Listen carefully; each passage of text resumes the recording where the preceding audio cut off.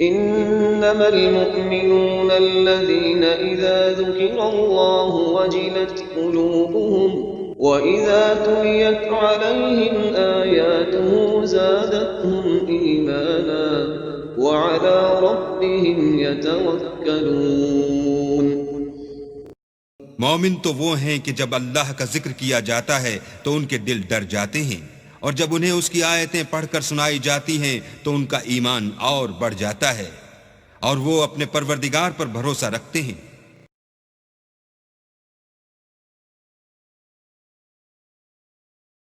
اعوذ باللہ من الشیطان الرجیم، پناہ مانگتا ہوں میں اللہ کی شیطان مردود سے۔ بسم اللہ الرحمن الرحیم، شروع اللہ کے نام سے جو بڑا مہربان نہایت رحم والا ہے۔ وَأَرْسَلْنَا الرِّيَاحَ لَوَاقِحَ فَأَنزَلْنَا مِنَ السَّمَاءِ مَاءً فَأَسْقَيْنَاكُمُوهُ وَمَا أَنْتُمْ لَهُ بِخَازِنِينَ وَإِنَّا لَنَحْنُ نُحْيِي وَنُمِيتُ وَنَحْنُ الْوَارِثُونَ وَلَقَدْ عَلِمْنَا الْمُسْتَقْدِمِينَ مِنْكُمْ وَلَقَدْ عَلِمْنَا الْمُسْتَأْخِرِينَ وَإِنَّ رَبَّكَ هُوَ يَحْشُرُهُمْ إِنَّهُ حَكِيمٌ عَلِيمٌ وَلَقَدْ خَلَقْنَا الْإِنسَانَ مِنْ صَلْصَالٍ مِنْ حَمَإٍ مَسْنُونٍ وَالْجَانَّ خَلَقْنَاهُ مِنْ قَبْلُ مِنْ نَارِ السَّمُومِ وَإِذْ قَالَ رَبُّكَ لِلْمَلَائِكَةِ إِنِّي خَالِقٌ بَشَرًا مِنْ صَلْصَالٍ مِنْ حَمَإٍ مَسْنُونٍ فَإِذَا سَوَّيْتُهُ وَنَفَخْتُ فِيهِ مِنْ رُوحِي فَقَعُوا لَهُ سَاجِدِينَ فَسَجَدَ الْمَلَائِكَةُ كُلُّهُمْ أَجْمَعُونَ إِلَّا إِبْلِيسَ أَبَى أَنْ يَكُونَ مَعَ السَّاجِدِينَ قَالَ يَا إِبْلِيسُ مَا لَكَ أَلَّا تَكُونَ مَعَ السَّاجِدِينَ قَالَ لَمْ أَكُنْ لِأَسْجُدَ لِبَشَرٍ خَلَقْتَهُ مِنْ صَلْصَالٍ مِنْ حَمَإٍ مَسْنُونٍ قَالَ فَاخْرُجْ مِنْهَا فَإِنَّكَ رَجِيمٌ وَإِنَّ عَلَيْكَ اللَّعْنَةَ إِلَى يَوْمِ الدِّينِ قَالَ رَبِّ فَأَنظِرْنِي إِلَى يَوْمِ يُبْعَثُونَ قَالَ فَإِنَّكَ مِنَ الْمُنظَرِينَ إِلَى يَوْمِ الْوَقْتِ الْمَعْلُومِ قَالَ رَبِّ بِمَا أَغْوَيْتَنِي لَأُزَيِّنَنَّ لَهُمْ فِي الْأَرْضِ وَلَأُغْوِيَنَّهُمْ أَجْمَعِينَ إِلَّا عِبَادَكَ مِنْهُمُ الْمُخْلَصِينَ قَالَ هَذَا صِرَاطٌ عَلَيَّ مُسْتَقِيمٌ إِنَّ عِبَادِي لَيْسَ لَكَ عَلَيْهِمْ سُلْطَانٌ إِلَّا مَنِ اتَّبَعَكَ مِنَ الْغَاوِينَ وَإِنَّ جَهَنَّمَ لَمَوْعِدُهُمْ أَجْمَعِينَ۔ شیطان الرجیم، بسم اللہ الرحمن الرحیم۔ وَأَرْسَلْنَا الرِّيَاحَ لَوَاقِحَ، اور ہم نے بھیج دی ہوائیں، ہم بھیج دیتے ہیں ہوائیں جو بوجھل ہوتی ہیں یا بوجھل کرنے والی ہوتی ہیں۔ لواقعہ کا مفہوم پہلے تو یہ سمجھا جاتا تھا کہ چونکہ وہ بادلوں کو لے کر آتی ہیں اس اعتبار سے، لیکن اب ادھر ایک اشارہ ہو رہا ہے جدید سائنس کے حوالے سے کہ پولن گرینز جو ہیں وہ بھی ہواؤں کے ذریعے سے آتے ہیں، اور وہ پھر آ کر پھولوں کو جب وہ وہاں فرٹیلائزیشن ہوتی ہے تو اس سے پھر وہ فصل بنتی ہے۔ تو ہوائیں جو ہیں وہ گویا کہ بار آور کرتی ہیں، اور اس طریقے سے یہ نباتاتی نظام چل رہا ہے۔ فَأَنزَلْنَا مِنَ السَّمَاءِ مَاءً، پھر ہم نے اتار دیا آسمان سے پانی، فَاسْقَيْنَاكُمُوهُ، پھر ہم نے وہ پانی تمہیں پلایا، تمہارے پینے کے لیے بندوبست کیا۔ وَمَا أَنْتُمْ لَهُ بِخَازِنِينَ، اور دیکھو تم اس کا سٹور نہیں کر سکتے، اس کا خزانہ نہیں بنا سکتے۔ کہاں کس طرح بناؤ گے خزانہ؟ واقعہ یہ ہے کہ یہ جو واٹر سائیکل ہے اس دنیا میں، یہ بھی اللہ تعالیٰ کے عظیم یعنی سمجھیے کہ کرشموں میں سے اور اللہ کے معجزات میں سے بہت بڑا معجزہ ہے کہ یہ جو ہمارے پہاڑوں کے اوپر اتنے بڑے بڑے گلیشیئرز ہیں، یہ کیا ہے؟ یہ واٹر سٹوریج ہے، ٹینکس ہے، یہیں سے تو پانی ہے جو آ رہا ہے نیچے، وہ پگھل رہا ہے سب دھوپ سے، اور پھر وہ ندی نالوں سے ہو کے دریاؤں میں آیا، اور دریاؤں سے ہوتا ہوا زیر زمین سوتوں میں سے بھی گزر رہا ہے، وہ آپ نے کہیں پمپ سے نکال لیا، کہیں کنواں کھود لیا، پھر وہ پانی سارا کا سارا سمندروں کے اندر پہنچ گیا، ڈرین ہو گیا، پھر سمندر سے اب یہاں پر وہ ہو رہا ہے کہ دھوپ کی تمازت سے اب اس کی وہ بخارات بن رہے ہیں، اور وہ بخارات اوپر جا رہے ہیں، پھر وہ واپس جا رہا ہے، پھر وہ جو اوور ہیڈ ٹینکس ہیں وہ پھر جو ہے ریپلینش ہو رہے ہیں، وہ ساری جو کمی ہو گئی تھی پھر نئی برف پڑ گئی ہے، نیا سٹور۔ یہ جو نظام ہے اللہ کا، اور یہ واٹر سائیکل سے ہی زندگی قائم ہے۔ مبدأ حیات پانی ہے، مادہ تخلیق حیوانات کا، جو اس دنیا کے حیوانات ہیں ان کا مادہ تخلیق مٹی ہے، مادہ تخلیق جنات کا آگ ہے، مادہ تخلیق انسانی ارواح اور ملائکہ کا نور ہے، لیکن مبدأ حیات جو ہے، حیات انسانی جو ہے یہاں پر، یا حیات حیوانی جو زمین کی ہے، اس پلینٹ کے اوپر جو زندگی ہے، اس کا مبدأ پانی ہے، اس حیات کا۔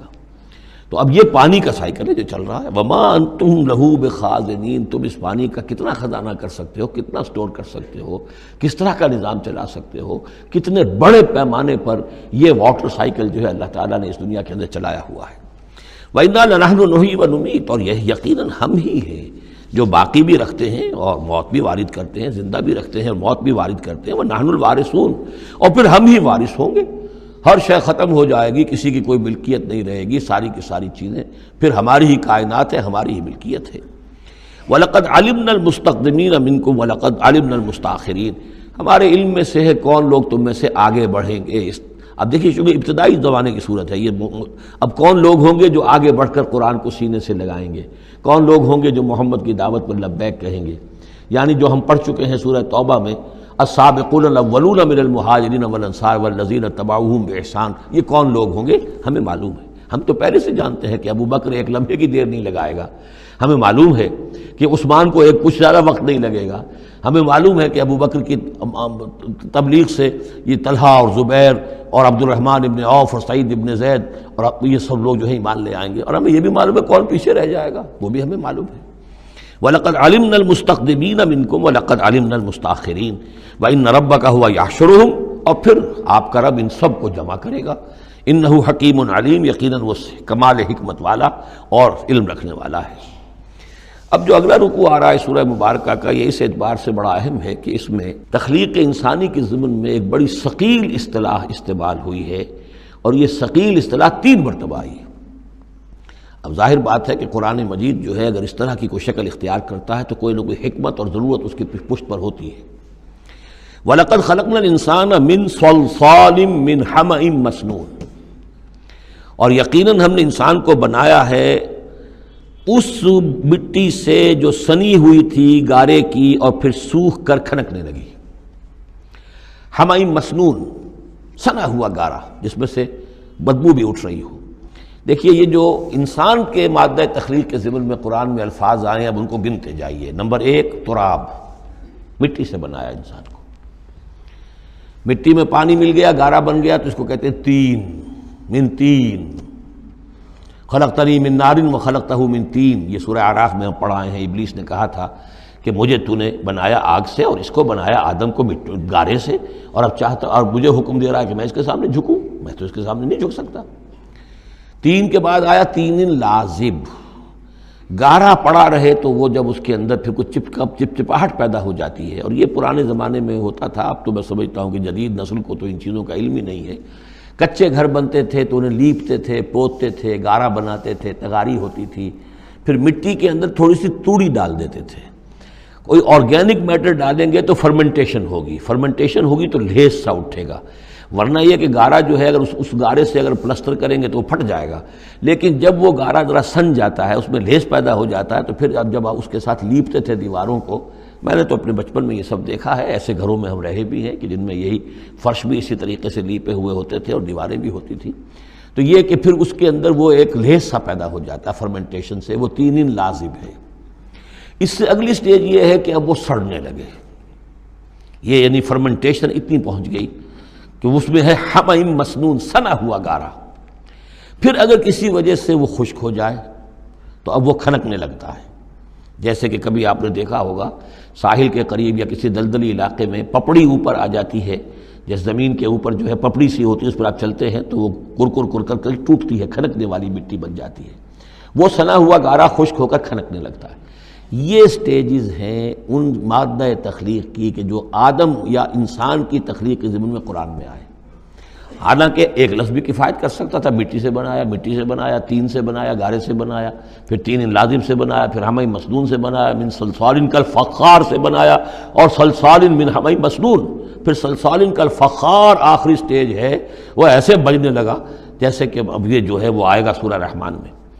تو اس سے یقیناً کورابریشن ہو رہی ہے کہ جو بھی ایوولوشن کا جو بھی نظریہ آیا ہے، اب اس میں اس کو بھول جائیے کہ اللہ تعالیٰ نے اسپیشل کریشن انسان کی اور باقی حیوانات ہو سکتا ہے اس ایوولوشن کے ذریعے سے پیدا کیے ہوں. اس وقت بحث جو ہے کریشن آف مین کے بارے میں نہیں کر رہا ہوں، لیکن یہ کہ سائنس نے بھی ایک تو یہ بات بتائی کہ یہ ساری حیات حیواناتی جو بھی زمین پر ہے یہ مٹی سے بنی ہے. گویا کہ متفق گردید رائے بو علی بارائے من، قرآن اور سائنس متفق ہو گئے.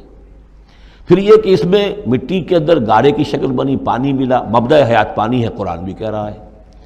پھر یہ کہ وہ ساحلی علاقوں پر دلدل بنی اور دلدل کے اندر پھر وہ فرمنٹیشن وہاں ہوئی، اور اسی میں پھر جب وہ دراڑیں سی پڑ جاتی ہیں سمندر کے قریب دلدلی علاقے میں، تو وہاں سے ان کا کہنا ہے کہ حیات کا آغاز ہوا، الجی یا امیبا حیواناتی حیات، اور یا یہ کہ نباتاتی حیات کا.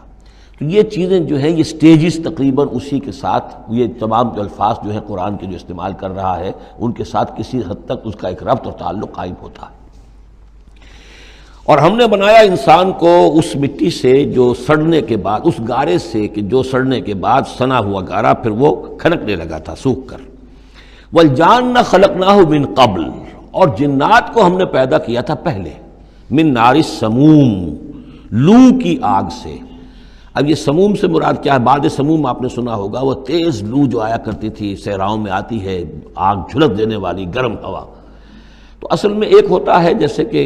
یہ بھی ہم نے فزکس میں پڑھا تھا، جن لوگوں نے تھوڑی بہت فزکس پڑھی ہوگی FSC میں، کہ یہ جو شعلہ ہوتا ہے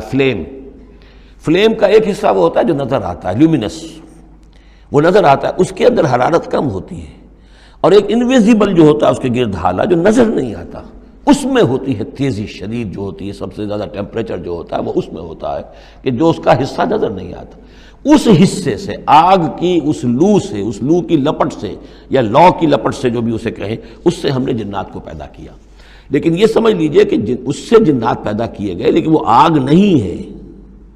ہم مٹی سے پیدا کیے گئے لیکن مٹی نہیں ہے. اب ایک یہ کہ قلب ماہیت ہو چکی ہے، ہمارا جو یہ پروٹوپلازم ہے، جو ہمارے ٹیشوز ہیں، باڈی ٹیشوز، وہ مٹی تو نہیں ہے، اگرچہ سورس مٹی ہے، بنے مٹی سے ہیں، لیکن اب مٹی نہیں ہے. دوبارہ اگرچہ پھر یہ گل سڑ کر مٹی ہو جائیں گے، اس وقت مٹی نہیں ہے. اسی طریقے سے جنات آگ سے بنائے گئے لیکن آگ نہیں ہے، ہاں ان کا مادہ تخلیق آگ ہے. اور دوسرا یہ معلوم ہو گیا کہ وہ انسانوں کی تخلیق سے بہت پہلے پیدا کیے گئے.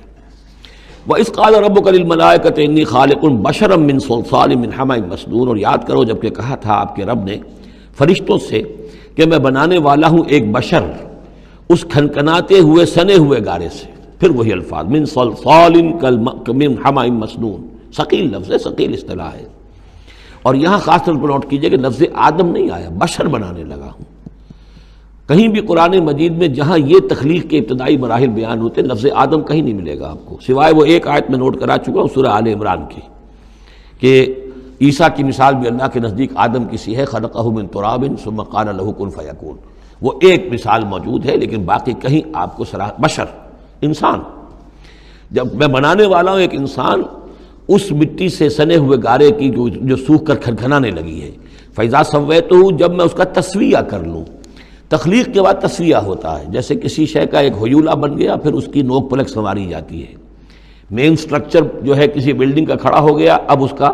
آرکیٹیکچرل ٹچز ہیں، اس کے اوپر ڈیکوریشن ہے، اس پہ پینٹنگ ہے، یہ تسویہ ہے. فَإِذَا سَوَّيْتُهُ، پھر جب میں اسے پوری طرح نک سک سے درست کر دوں، صحیح بنا دوں، پورا کر لوں. وَنَفَخْتُ فِيهِ بِالرُّوحِ، اور پھونک دوں میں اس میں اپنی روح میں سے، کہ روحی ضمیر متکلم کا صیغہ ہے سیدھا سیدھا. فقعوا لہ ساجدین، تو گر پڑنا اس کے سامنے سجدے میں۔ فسجد الملائکۃ کلھم اجمعون، اب یہ تیسری مرتبہ پڑھ رہے ہیں ہم قرآن حکیم میں یہ قصہ آدم و ابلیس۔ تو کیا سجدہ سب فرشتوں نے، کل کے کل نے، سب نے مل کر۔ دیکھیے یہ جو ہے تاکید کی انتہا ہے، فرشتوں میں سے کوئی بھی مستثنیٰ نہیں رہا، نہ جبرائیل، نہ میکائیل، نہ اسرافیل، الا ابلیس، سوائے ابلیس کے۔ اور اس میں پھر گمان ہوتا ہے کہ شاید یہ بھی فرشتہ تھا، فرشتہ نہیں تھا، اس کی وجہ سورہ کہف میں مل جائے گی۔ ابا ان یکون مع الساجدین، اس نے انکار کیا سجدہ کرنے والوں کے ساتھ ہونے سے۔ قال یا ابلیس ما لک الا تکون مع الساجدین، اللہ نے فرمایا ابلیس کیا ہوا تجھے، کیا سبب ہے، تو کیوں نہیں ہوا سجدہ کرنے والوں کے ساتھ؟ قال لم اکن لاسجد لبشر خلقتہ من صلصال من حمأ مسنون، اس نے کہا میرے لیے یہ روا نہیں ہے، میرے لیے ممکن نہیں ہے کہ میں سجدہ کروں اس بشر کو جس کو تو نے پیدا کیا ہے سنے ہوئے گارے سے، جبکہ وہ کھنکھنانے لگا ہوا۔ قال فاخرج منها فإنك رجیم، اللہ نے فرمایا تو نکل جاؤ یہاں سے، اس میں سے نکل جاؤ، اس لیے کہ اب تم مردود ہو گئے ہو۔ وإن عليك اللعنة إلى يوم الدین، اور اب تم پر لعنت رہے گی یوم الدین تک، جزا و سزا کے دن تک، یوم بعث بعد الموت تک۔ قال رب فانظرنی الی یوم یبعثون، تو اس نے درخواست کی کہ پروردگار پھر مجھے ذرا مہلت دے دے، ڈھیل دے دے اس دن تک کے لیے جس دن کے یہ دوبارہ اٹھائے جائیں گے۔ قال فإنک من المنظرین، اللہ تعالیٰ نے اسی شان بے نیازی کے ساتھ فرمایا اچھا جاؤ ٹھیک ہے، تمہیں ڈھیل دے دی گئی، تمہیں یہ رخصت مل گئی، تمہیں یہ چھوٹ مل گئی، مہلت مل گئی۔ الی یوم الوقت المعلوم، اس وقت معین کے دن تک،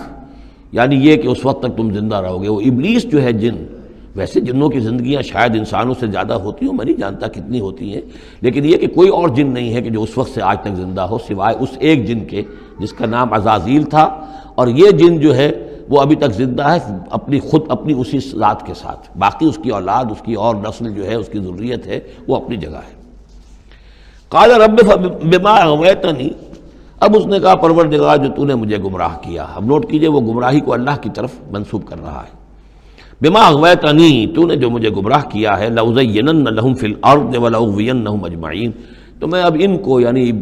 آدم کی اولاد، آدم اور حوا کی اولاد کو میں زمین میں ان کو خوب مزین کر دوں گا، زمین ان کے لیے یہ اسی میں خوب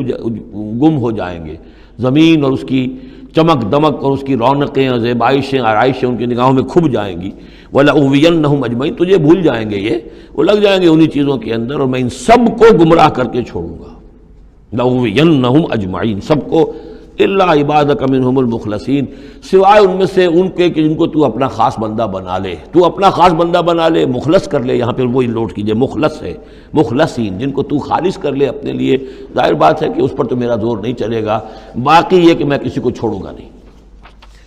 قال ھذا صراط علی مستقیم، اللہ تعالیٰ نے فرمایا ٹھیک ہے، یہ راستہ ہے میری طرف سیدھا، یعنی یہ میرے اور تمہارے درمیان معاملہ طے ہو گیا، میں نے تمہیں چھوٹ دی، تم اپنا زور لگا لو، جس طرح بھی چاہو بہکا لو، باقی یہ کہ ان عبادی لیس لک علیہم سلطان، میرے بندوں پر تجھے اختیار کوئی نہیں ہوگا، یعنی اختیار کسی بھی انسان پر نہیں ہے، یہ نہیں کہ جس کو اللہ نے مخلص کر لیا ہو اس پر اختیار نہیں، اختیار اسے کسی بھی انسان پر نہیں ہے۔ ان عبادی لیس لک علیہم سلطان الا من اتبعک من الغاوین، سوائے ان کے کہ جو خود تیری پیروی کرے، خود غاوین میں سے ہو، خود ان کے اندر غوا ہو، خود ان کے اندر سرکشی ہو، خود وہ جو ہے وہ اپنی نفس پرستی کی طرف مائل ہو، وہ تو تیری پیروی کریں گے، ان کو تو جدھر چاہے لے جا، جس کھائی میں چاہے لے جا کے ان کو پھینک دے، اور جس جہنم کے جس وادی میں چاہے ان کو گرا دے، مجھے اس سے دلچسپی نہیں، لیکن یہ کہ میرے کسی بندے پر تجھے اختیار حاصل نہیں ہوگا۔ وَإِنَّ جَهَنَّمَ لَمَوْعِدُهُمْ أَجْمَعِينَ، اور پھر جہنم ہی ان سب کا ٹھکانہ ہوگا، سب کا جو بھی تیری پیروی کریں گے۔